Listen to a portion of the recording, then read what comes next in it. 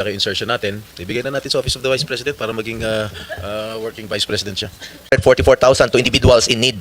The Magnegosyo Taday program has given entrepreneurial opportunities such as livelihood assistance and training programs to various marginalized individuals and groups.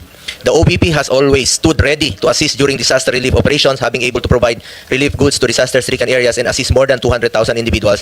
Nakikita ko rin po ito dahil ako mismo umiikot rin po ako sa mga tinatamaan po ng bagyo. The OVP also has the Libreng Sakay program which has served over 1 million passengers in Metro Manila, Bacolod, Cebu, and Davao. Ito po yung nabanggit ko kanina na atin pong sinusuportahan. For this year, 2025, we push to restore the funding. For the record lang po,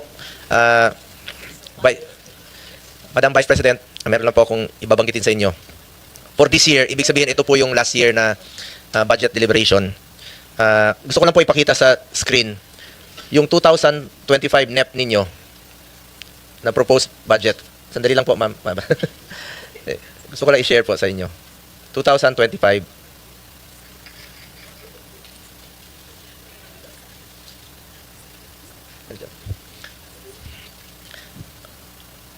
Hindi, yung 2000 NEP. Sana yan? Ayun, yung 2025 na NEP ninyo, yun po yung proposed budget ninyo for this year sa 2025. Pagdating po rito, after the GAB, ibig sabihin, after dumaan po sa lower house, ginawa pong 733 million. So, ibig po sabihin na nabawasan po pagdating dito sa Senado. Ito po yung sa 2025. We push to restore the funding for socio-economic programs of the OBP, which was cut by the lower house. Dahil alam natin na malaking tulong po ito sa mahalagang programa po ng OBP na may direktang benepisyo sa ating mga kababayan. From the proposed 2 billion in the NEP, the OBP only received 733 million in the 2025 GAA. Hindi po napondohan at binawasan po ang pondo sa mga programa na pangtulong po sa ating mga kababayan. In fact, I wrote a letter to then Finance Chair Senator Grace po to restore funding for the OBP. Nakakalungkot lang po na hindi ito napagbigyan. Majority rules dito at minsan po ay small bycam po ang nagdi-decide. Marami po sanang matutulungan ito kung na-approve po itong budget. Ma'am, ayan po yung sulat ko for yung last year po. Sa totoo lang po, inihalal po ang Vice President hindi lamang para umupo sa pwesto at maging spare tire. Inihalal po siya para maging working Vice President para maglingkod at tumugon sa pangangailangan ng ating mga kababayan. That is why for next year, I urge the Senate to support the budget of the OVP in full. Napakaliit po ng increase. 1% lang po. Pero alam naman natin na marami pong matutulungan. Kung pwede lang po, Mr. Chair, kung allowed po ito, bawasan po ang budget ko sa opisina sa Senado. Kahit konti, ilagay na lang po sa OVP. Mr. Chair, lahat tayo na sa gobyerno, public servants, we are meant to serve the Filipino people. Basic mandate po ang tumulong, lalo na po sa mga nangailangan ng social services. Nakikita ko po yan, mahaba po yung pila sa kanyang mga satellite office. We must further empower and help BP's office to respond to the needs of the Filipino people, especially the marginalized sector. Muli, nais ko pong ipahayag ang aking suporta para sa budget ng OVP. Alang-alang na lang po sa mga kababayan nating mahirap.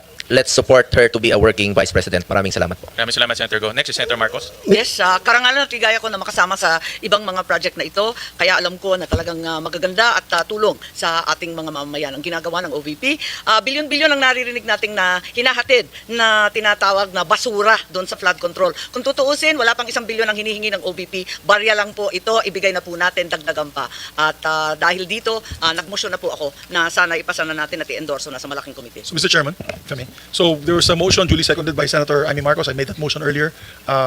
Of course, with the amendment that yung budget daw ni Senator Bongo, idagdag natin sa OVP. Kasi siya na mismo nag-offer, Mr. President. So you can make that amendment in the budget para madagdagan sila. I so move, Mr. Chairman. Second motion, Mr. Chairman. Senator Padilla, do you have any manifestation? Before I act on that, I know that you have my manifestation. Maraming salamat po. Sinusundan ko na po ang sinambit ni Senator Marcos at sa About Senator Sabiri. Yeah, thank you. Senator Estrada, before I act on the motion, any...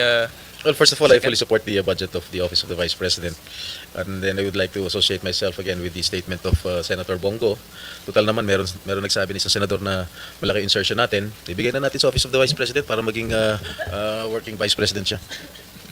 Thank you for that manifestation.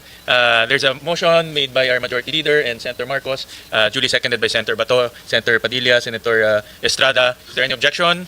Hearing none, the budget of the Office of the Vice President is now deemed submitted for plenary's consideration. So, congratulations. Thank you very much, Thank you, Madam Mr. Vice Chair, President. and thank you, members of the Senate.